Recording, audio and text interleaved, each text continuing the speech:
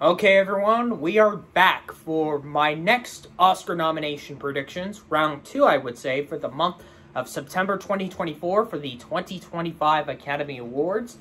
I already have probably just stated this a second ago. We are going to be doing just the big 8 categories alone, from adapted screenplay, original, the acting categories, directing, all the way up to Best Picture. So things have kind of a little bit shaken up a bit throughout a little bit of the month of September. Especially, we have 2 film festivals that had just occurred, Venice and Toronto.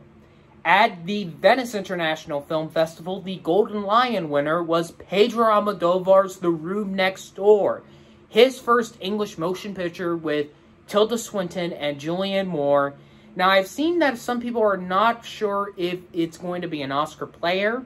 At the moment, I kind of am a bit, because with the Golden Lion, even though this is not usually the main one that has a massive Best Picture Oscar track record, but I feel like a movie like that with a prominent name like Almodovar, I feel like the movie might do a bit better than a lot of people are thinking.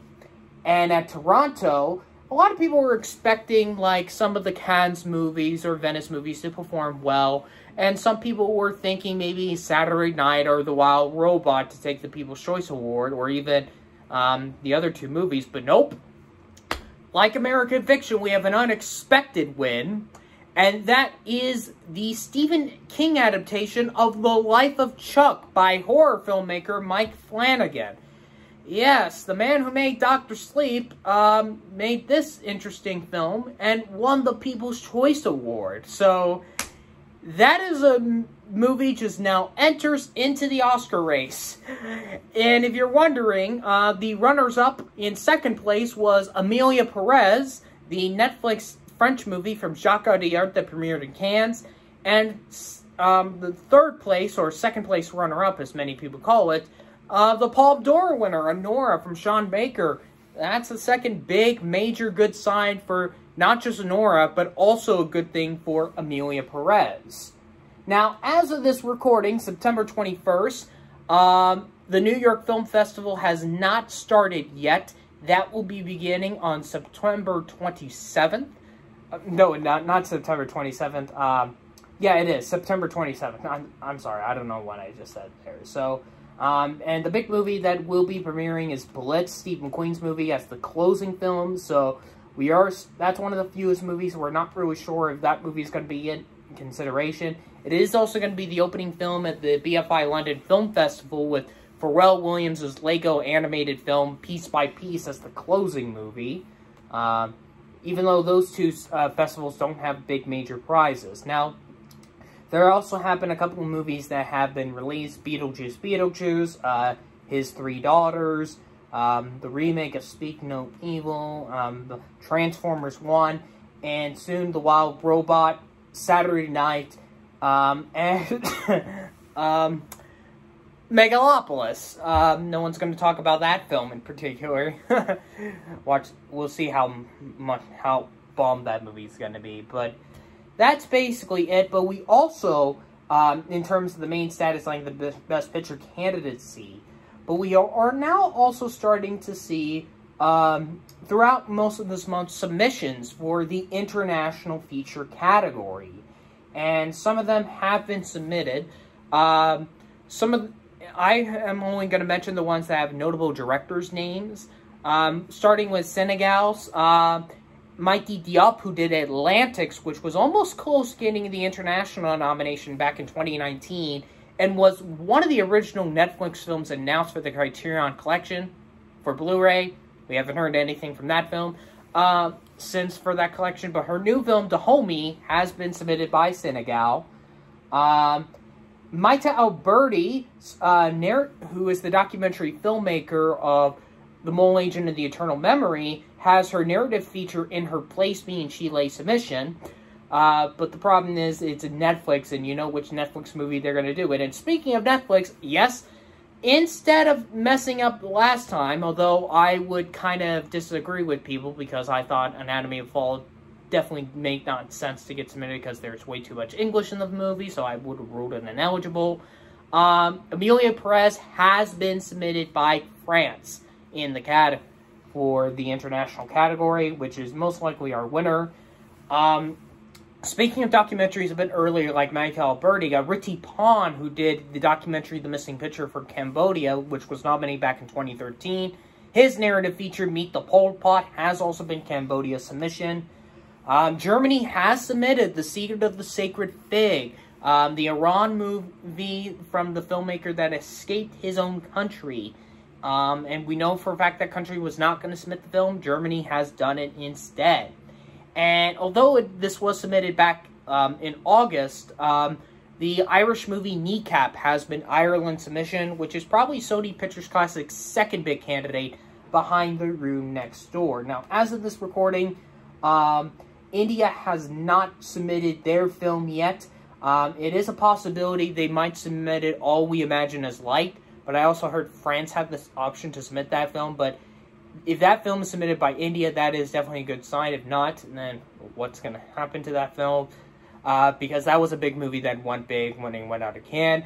Italy, and that will be announcing their submission on the day of September 27th, the same day when the New York Film Festival begins. Some other countries will also have movies like they're submitted.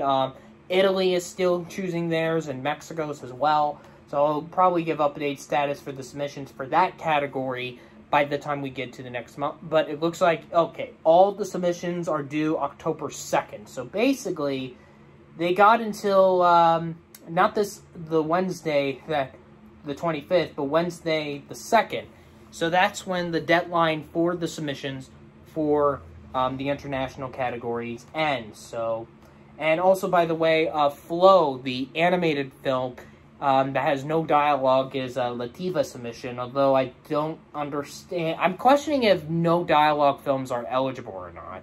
So that basically wraps up everything that has been coming out in September, and what is a little bit about to come in October a bit, minus the theatrical release dates. I didn't do that, but we're here to talk about the predictions for the month of September, and like the last prediction video, I'm using my prediction status through the awards expert app.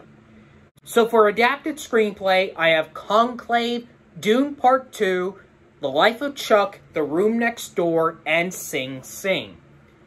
With The Life of Chuck winning the People's Choice Award, not also that means it's getting in here, but it is a top frontrunner candidate to win the category. Because if you have been looking from 2018 through last year, almost a lot of the times the People's Choice Award winner wins the screenplays at the Oscars.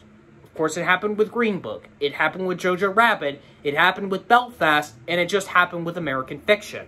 And since obviously the screenplay categories have been more going towards like directors writing their own scripts, that's kind of a good thing for The Life of Chuck, especially since Mike Flanagan is the sole writer of the movie. However, I am still thinking Sing Sing is going to still do the Coda route, as you see through the ranking that I have in the pick, from what you're seeing in the video. This is the ranking of what I think is the most likely to get nominated versus the most likely to win. That's when I feel like with The Life of Chuck, I feel like it is the most likely to get nominated because of winning that People's Choice Award. But it is definitely a strong candidate with Sing Sing to win that. The Room Next Door, after winning the Golden Lion, I'm a bit confident in getting in here. Conclave, although kind of started a little bit rough at Telluride, it did got better reviews when it came out in TIFF, and it's definitely a massive strong candidate. And Dune Part 2 is just still in there, but it is facing a little bit of competition, as you see in the other candidates. Specifically two that I'm keeping my eyes out on. Obviously, Amelia Perez, but since it is a musical, it is kind of hard to get itself in here. And one that I did had a little bit after it did well at Venice and TIFF is I'm Still Here, to maybe actually give Walt Dussault an actual Oscar nomination. But I do have I'm Still Here somewhere else in the Big Eight. The Piano Lesson, it's kind of very divisive. It's just very interesting to see, because I've seen high ratings on certain websites, but not so great reviews from YouTube critics. But we'll talk a little bit about that when we get to the acting categories. But I don't think it's out right away, because any candidate that is doesn't have, like, a big disappointment reaction in the festivals. Some locations, I do think they're not out, but it will wait until when the movie's released. And I think The Piano Lesson's not coming out till November, so it's going to be a while. A Complete Unknown, we'll still see how that goes. Hitman is kind of a little bit of a candidate I almost kind of considered a bit. And then, as you're seeing in the other 4, 11 through 14, I'm not sure if they're going to get in, like Gladiator 2, The Wild Robot, Inside Out 2, or Nosferatu. But I think the one I did took out here was Joker Folie à Deux. If Joker Folie à Deux did win the Golden Lion, I think I would have predicted it. But since, then again, I'm not sure, because the movie's going to be coming out pretty soon. So I'll wait to see. As you might see, I don't have Joker Folie à Deux for anything at the moment. I took it completely out of everything. It's just because I want to see what the general public is going to react to the film when it comes out. So, I am going to... You'll probably see maybe next month I might put all the Joker predictions back in, so we'll just have to wait and see. On to original screenplay, I have Anora, Baby Girl, The Brutalist, Challengers, and A Real Pain. So yeah, I took 3 out of this in my previous lineup, and only Anora and A Real Pain stays in here. The Brutalist now is a big major Oscar player, many in considerations, and it after both premiering at both Venice and at TIFF, definitely now in the Oscar conversation. Baby Girl, I know many people are only predicting it for Nicole Kidman, but at the moment, if there's a place I would put it in, it would be original screenplay. And with the disappointing reactions of Queer, that's kind of the good news for Challengers a bit. That is kind of a good news status at the moment. Now, this could be a possibility. Challengers might be this year's Air, where it is just only a critic's favorite and doesn't get anywhere else. So that could be a possibility. But at the moment, when you look at the competition, it is kind of interesting. Now, I am waiting for the reactions of Blitz. Even though I did have it in here last month, I took it out just because I'm just curious if it's going to be more of a acting and physical, more of the acting and directing is going to be a standout compared to the writing. Like with Blitz, I am waiting to see if All We Imagine Is Light is going to be the submission for India. If it's not, that's not good news. Saturday Night, if it did want TIFF, I would have put it in here, but I'm not sure if it's going to happen. And then you just got a couple of random candidates. I know His Three Daughters had just been released, but it's just probably a possibility. And then you get the weird combination of Civil War, DD, The Substance, and Juror Number 2. Because with Juror Number 2, that's going to be more of a massive question mark. Because we were kind of questioning if it was coming out this year or not. It has been official, I believe. When's that movie going to be? When's the exact date for Juror Number 2? November 1st. So we got at least about the rest of September into October until see how that goes, because you don't know, like with Gladiator 2, you do not know what's going to come out with Jury Number 2. Is it going to be good, or is it going to be not as good? Because, like Ridley Scott, Clint Eastwood does have a hit or miss when it comes to his filmography. All I'll say is right now, I feel like this is going to be Anora's Oscar to lose. I think this is probably going to be the most easiest Oscar prediction probably at the moment for the Big Eight, because obviously, not just winning the Palm, but getting in 3rd place at TIFF just shows the love for the movie. I feel like Nora is definitely going to win this. So if you kind of see, in both adapted and original, all I think, like 5 A24 films I have in the screenplay categories, I'm correct, right? The Life of Chuck is A24, because I believe The Brutalist, Baby Girl, and obviously Sing Sing. Brutalist, Baby Girl, Sing Sing, and A Real Pain is also, is Life of Chuck also A20? Okay, no, it's not at the moment. I thought it was for a second. So yeah, 4 of the A24 films with Baby Girl, A Real Pain, Sing Sing, and The Brutalist all getting in the screenplay categories. Now, on to the acting categories. Now, like the last video, I am not going to be putting Julianne Moore or Tilda Swinton in the acting categories until when I hear official confirmation. I also have the confusion with Saoirse Ronan and with Lady Gaga. I have heard the confirmation Gaga is leading, even though I've not no big reaction coming out of that movie yet here in North America yet. We'll just have to wait and see how that film does. But at the moment, I'm not going to put Moore or Swinton in until when they have a confirmation, although both of them should be in after the movie won the Golden Lion, but I just can't. So at the moment, I have Daniel Detweiler in The Piano Lesson, Selena Gomez in Amelia Perez, Felicity Jones in The Brutalist, Saoirse Ronan in Blitz, yes, I have put her in here, and from what I heard, Zoe Saldana in her lead performance in Amelia Perez. If that is true, that is a big another big category fraud that could win for supporting in a lead performance. The continuation of that. I think that's what I've been hearing, but I'm not really sure. But yeah, so basically, Saldana and Gomez are definitely here to stay. Jones now comes in to try to get her second nomination after The Theory of Everything. And with a movie like The Brutalist, that's definitely good for her.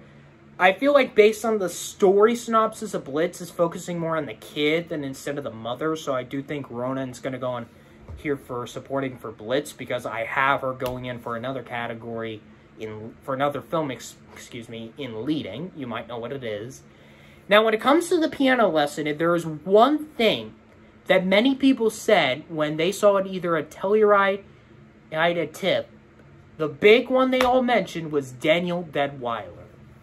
And I feel like at the moment I have it as the film's only nomination, but I could see her missing, because if she is the only Oscar nomination for that film specifically, the only movie nominated throughout that entire season that gets nominated everywhere, and it is for a Netflix performance, she gets in everywhere but misses the Oscar nomination.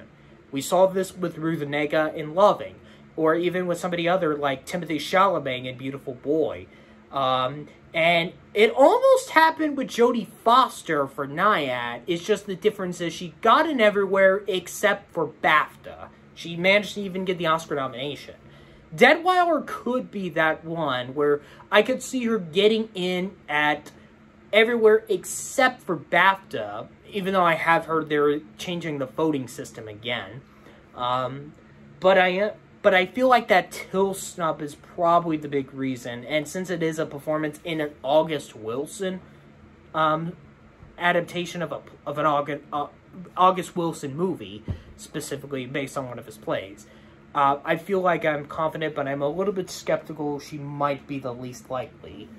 As I mentioned, I do not know where Swinton or Moore is, so they're kind of in the 6th, 7th spot in both this and lead actress. And then the bottom three, just like Toni Collette in juror number 2, many people have been bringing her up. I'll just see what that is until when November comes around. Joan Chen in D was just like another candidate I just put in here. You're just like put in a bottom 10 candidate. She might be more of a critic's favorite. And then maybe if Elle Fanning does have a big prominent role in A Complete Unknown, maybe she could get the nomination. But I feel more confident in like the 5 that I have at the moment. Unless if Ronan goes in leading for Blitz, then we'll see. Have to see where Sony Pictures Class is going to put Swinton and Moore in. For supporting actor, I have Mike Idelshelton in Honora, Clarence Macklin in Sing Sing, Guy Pearce in The Brutalist, Stanley Tucci in Conclave, and Denzel Washington in Gladiator 2. So, you see who's not here, and you might not see him. I can tell you, all the people, from what they have said about The Piano Lesson, they all mentioned Daniel Detweiler, they mentioned somebody else, I forget who. Not a single person mentions Samuel Jackson. So, unfortunately, he's still gonna he still has that curse of him losing that Oscar to Martin Landau. Like, He's not going to be happy. Even though he does have an honorary Oscar, but I just feel like he wants a competitive Oscar win. So, Clarence Macklin, I feel like I am the most confident he's the most likely, I would say the most likely to win for Sing Sing at the moment. Because with the competition coming in a little bit with The Brutalist, Guy Pearce has now been in the conversation. Stanley Tucci has been the one mentioning for Conclave, so he's on the road to get his second nomination. I'm still going to put in Denzel here for Gladiator 2 until when the reactions come in. But here's the thing. As you might have seen, I put in Mark, I won't put his last name, from Menorah in here. Because the movie has to overperform, I would say, on Oscar nominations. And the movie has to be very loved. And if obviously they are praising the lead star, but what about the other star of the film with Mark? And because of the movie is really loved that much, and if it's a top candidate to win Best Picture, Mark has to be nominated for supporting actor. So that's the reason I am going with him. But there is somebody else that is now also entering into the Oscar conversation, and that is Mark Hamill in The Life of Chuck. Out of all the performances that were mentioned in the movie, he is the one that has been in talks about it. I don't have him in yet at the moment, so it is going to be odd to see when you see the rest of my predictions for The Life of Chuck. It might be odd, but that's just because there might be some technical stuff that movie could get in for other than screenplay. Germany Strong, I will talk about that movie when we get to Best Actor. I know Harris Dickinson, I kind of put him in, I believe, in this, for Blitz, in the honorable mentions, or, like, the bottom candidates. Now it's for Baby Girl. Edward Norton, also potentially getting in consideration for Complete Unknown. Kieran Culkin, another category fraud performance in A Real Pain. Don't have him as highly in. Just kind of the bottom tier. You also have Chiwetel Ejiofor in The Life of Chuck. John Lithgow in Conclave. And Brian Tyree Henry has been talked about a little bit in The Fire Inside. Not the Diane Warren song, but the actual boxing movie written by Barry Jenkins. So he's been in the talks a bit. It is a pretty late release date for the movie, but it has at least been seen from people at certain festivals. But at the moment, I feel like Clarence Macklin would be the most likely out of the cast of Sing. Between him and Coleman Domingo, the most likely to win the acting Oscar. As Best Actor has gotten a little bit competition for Domingo. For Best Actress, I have Carla Sofia Gasson in Amelia Perez, Angelina Jolie in Maria, Mikey Madison in Honora, Saoirse Ronan in The Outrun, and Fernanda Torres in I'm Still Here. So, I am still thinking Angelina Jolie is still gonna try to get the nomination, but it has been more of an okay reception for Maria. Even though I'm still looking forward to the movie, I just have her in there as kind of like the 5th place slot, because there have been some competition. Now, many people have been predicting Ronan to get in for The Outrun, because that's been a performance that's been praised ever since the movie came out at Sundance, even though the movie is not that great. So this could be a potential campaign to try to get a career Oscar win for Ronan. Not for Blitz, but for a movie like this, for leading. Even though I have been a fan of Ronan for films like Brooklyn and Little Women, although I did not like Lady Bird, although she was decent in the film. But with her being in that and Blitz, if she gets a double nomination, I'm very curious what she's going to do, because definitely one of my favorite actors I've been seeing in some of these Oscar movies. Fernando Torres comes in here for I'm Still Here. Some people have been maybe entering if there's any place for I'm Still Here to get in. It's definitely her. I've been hearing buzz a little bit about her performance compared to Fernando Montenegro, who plays the older version of the character that Torres is playing. And so, yeah, this could be a strong year to get at least 2 non-English performances to get in for lead actress with her and Carla Sofia Gasson. And speaking of her, both her and Mikey Madison could be phasing out, because 2 breakthrough performances are going to be battling it out for the Oscars. Because I believe both of them are going to be competing in probably definitely in the comedy or musical category if Honora is running in for comedy at the Globes. And I can almost see a scenario where if they're both battling it out for the Oscars in the same category, like one's going to win each awards each. I could see that an amazing battle, and like Ronan wins the Drama Globe or something like that, because I feel like that could actually happen. As I've stated with The Room Next Door, I do not know where to put Tilda Swinton or Julianne Moore in here. Night Bitch has been having a bit of an interesting reaction. Some people like it, some people were disappointed at it, but some people are still putting Amy Adams in here at the moment. She could be like this year's Annette Bening, where she gets nominated, but this is not the movie to do so. Nicole Kidman has been getting praises for Baby Girl, but it is a little bit tough competition. I just added Demi Moore in the substance, even though horror performances are kind of hard to get in, even though you also have Amy Adams in the conversation. Now, with Zendaya, I actually have something interesting about Zendaya for challengers. I feel like if there is anybody that is going to be this year's Lady Gaga in House of Gucci, Viola Davis in The Woman King, and Margot Robbie in Barbie, it's Zendaya in challengers. Because I see her obviously getting in comedy or musical at Globes. Critics' Choice, definitely. SAG is definitely probably going to be a favorite towards her, because she's been recognized for Euphoria. And maybe even at BAFTA. And people thinking, oh, she now got in BAFTA, now we have to take itself seriously. And then she just missed the Oscar nomination. I feel like Zendaya in challengers gets nominated everywhere, but misses the Oscar nomination.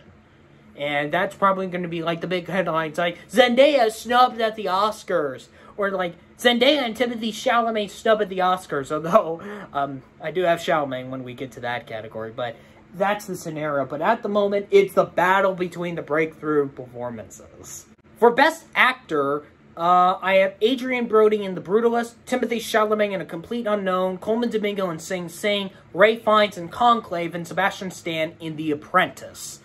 So let's talk about The Apprentice here real second. So, as you might have saw in the last prediction, I did not have the movie anywhere, because we were unsure if the movie was going to come out to here in the U.S. specifically or not. Because those who saw it at Cannes have been praising Sebastian Stan and even Germany Strong's performances and the makeup, although the movie is kind of okay at best.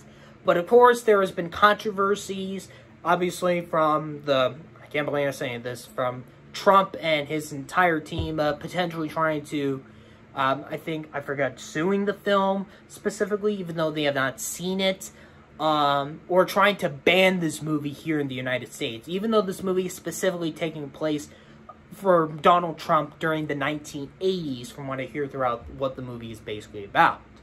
And Stan has been getting praise for his performance. I think at the beginning of this month, it officially has a release date, and it is coming out next month. So, with that having an official release date here in the U.S., I had to put Sebastian Stan in here. Because I did consider putting Tom Hiddleston in for The Life of Chuck, but I've heard he's not the performance that Stan at the moment, but it's kind of odd I don't have him in here. Brody, now on the edge to getting his second Oscar nomination since his win for The Pianist, Fiennes is on his road to try to get his first Oscar. Domingo is now kind of a little bit tough to try to win now, but I feel confident he will still get in. Chalamet is probably still the question mark, so because we don't know any reaction from Complete Unknown. Before we had an official announcement from I found out The Apprentice was going to come out or not, I did have Glenn Powell in here for Hitman. Because I think I did had Daniel Craig in Queer, which I took Queer completely out of my predictions. I had Powell in here. And then I heard the reactions, Then I heard, The Apprentice coming out in October, so I had to put Sebastian Stan in here. And with The Life of Chuck, now Hiddleston could be in the conversation. And then, obviously, we just don't know where Gladiator 2 is with Paul Mescal. I haven't heard anything from John David Washington in The Piano Lesson. If A Real Pain is a little bit more love, Jesse Eisenberg could get into the conversation. And since we do not know what juror number 2 is, just mention Nicholas Hoult here until when the movie comes out. But at the moment, many people have saying, somebody said, I believe, Brody is the best performance of the year. That is. Going on to his second win on his second nomination is a big deal, because he has not been nominated since his win for The Pianist. But Fiennes is also battling it out, as I stated, for his trying to get his Oscar because he has not been nominated since The English Patient. So, but maybe the potential makeup and hairstyling continuing trend of the makeup and hairstyling category, despite of the movie it is, Sebastian Stan might take the Oscar, but so it is going to be kind of tough. Moving on to director now, I have Sean Baker for Anora, Brady Corbett for The Brutalist, Edward Berger for Conclave, Jacques Audiard for Emilia Perez, and Pedro Almodovar for The Room Next Door. I am confident in the top 4 that I think that's going to be the top 4 probably throughout the season. And probably the 4 that are the most likely going to get in. Because Baker, obviously, the Palme d'Or winner, distributed by Neon, has been on a track record of getting in for directing. Berger not getting in for All Quiet on the Western Front makes sense for him to get in. As you can see, I feel like Audiard could actually be the winner here. I can actually see him taking the Oscar, because I can see this year being a director-pitcher split. But many people also have Brady Corbett as the winner as well, which is a possibility. It's just, the difference is that Corbett only has known for making, Vox Lux back in 2017? But it's like a name that not a lot of people do not know compared to Audiard, especially since you have a lot of the international, global audience voting for it. I could see Audiard winning BAFTA, or even Berger again, but... and then Almodovar, I feel like if you look at all the Golden Lion winners that got a Best Picture nomination, they have gotten in for directing. Obviously, Nomadland, The Shape of Water did, Joker did, and even Poor Things did. So if The Room Next Door gets in Best Picture, Pedro Almodovar gets in for directing. So yeah, I still am not predicting Denis Villeneuve in for Dune Part 2, nor Greg Godard for Sing Sing. Steve McQueen's kind of on the edge for Blitz. We'll see how that movie does. Mike Flanagan, I don't think won't happen. I just think he will be in the consideration. James Mangold, we still have to wait and see how Complete Unknown does. Walter Salles could also be on the edge in the international slot, but I feel like Emilia Perez is definitely in the consideration. And Luca Guadagnino now in the conversation for Challenger, since I did add him in here for Queer. Now I don't anymore. On to Best Picture, I have Anora, Blitz, The Brutalist, A Complete Unknown, Conclave, Dune Part 2, Emilia Perez, The Life of Chuck, The Room Next Door, and Sing Sing. So, yeah, I tried to do this alphabetical, as you can see. I am confident at the moment, at least with the top 8 that I have. And I feel like Anora, Emilia Perez, and Dune Part 2 are definitely the most likely ones that are definitely locked in for Best Picture. Sing Sing, even though I have it as the 4th most likely to nominate it, I still think it will win Best Picture based on the SAG Ensemble win. The Brutalist, Conclave, I do feel like I'm a bit confident in. It's just we have to wait and see when the movie comes out officially. The Room Next Door and The Life of Chuck, although they're not top-tier candidates, but with them both winning the Golden Lion and the People's Choice respectively, I do have them in. Blitz and A Complete Unknown are the 2 that are kind of in the bottom tier, because they have not been fully released yet, even though Blitz is going to be premiering soon at the New York Film Festival, and then being the opening film at BFI London. So that could be like the big British movie, even though you have British actors in Conclave. It's just like Ray Fiennes. But I feel like Blitz could be the big British thing, and A Complete Unknown could be just the one that gets the love that it does in the end of the year. But there are some films that aren't in the consideration. Now, at the moment, as you might have seen in my predictions, I right now have The Life of Chuck as just getting in for picture and screenplay only. But that's just because at the moment, I am not predicting any of the other categories. Because if I was predicting all the categories, I would, minus the shorts, of course, I would be predicting The Life of Chuck for film editing. Just at least so I can see where it's going. So I don't, but at the moment, I have that as the Past Lives Women Talking scenario, just in the Big 8 alone. But that could be the same thing for challengers. If, like Blitz or A Complete Unknown or Disappointing Reactions, That could be good news for challengers to get in here just with original screenplay on its own. I'm still here.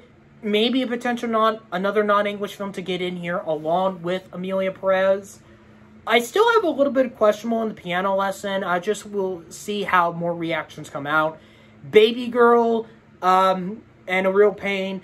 I feel like we already have two A24 films on the Best Picture lineup.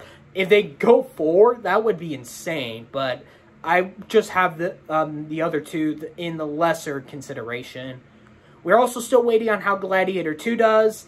Hitman, just be more of a critic's favorite.